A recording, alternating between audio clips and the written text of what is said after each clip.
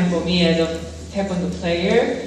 And also I was a representative of Korea because I was the first Korean citizen who've been in space station. So I had several national performance, and then most important mission of mine was doing the 18 experiment assigned by the Korean government.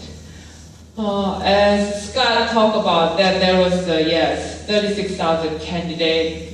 All they want to be the first Korean astronaut, and I also wanted to be the first Korean astronaut, of course, because when I was a kid, like them, and then I watched the TV and the movie, Star Wars and Star Trek, and then being in space is really cool and awesome, and dreaming to be the astronaut.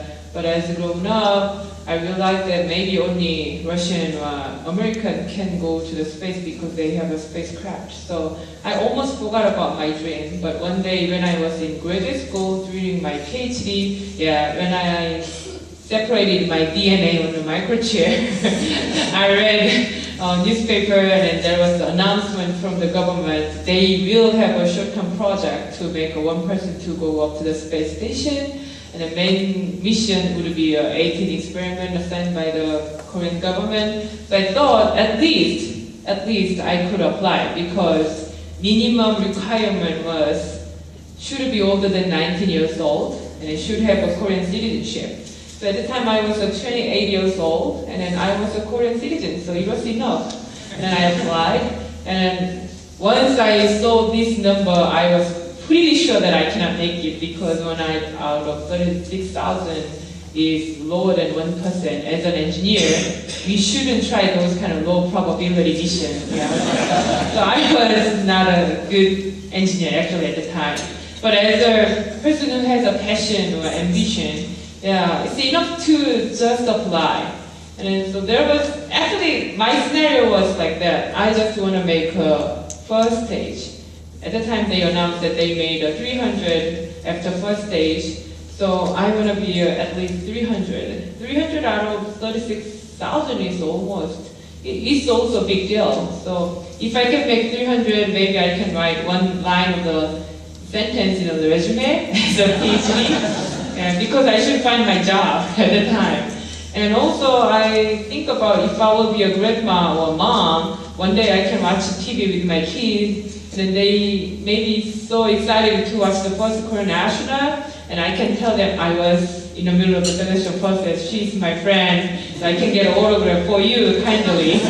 There was my scenario actually. But surprisingly, I made a 30 and 10, and finally, final 2 on the Christmas day of 2006. So that was, I can tell you, one of the biggest Christmas presents from the Santa Claus at the time. And not also for the astronaut, but also for experiment, we had a huge competition in Korea. It was a national competition.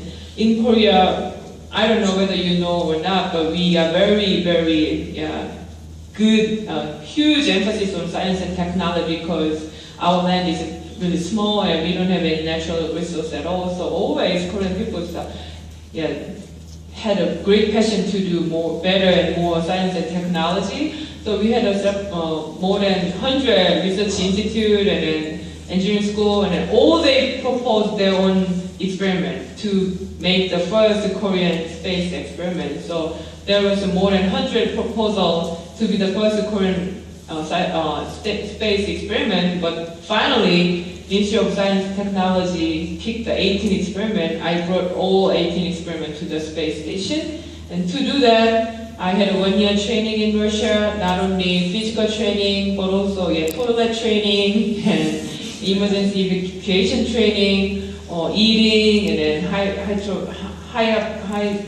hyperbolic chamber, or some music training, and also sea survival training, and mountain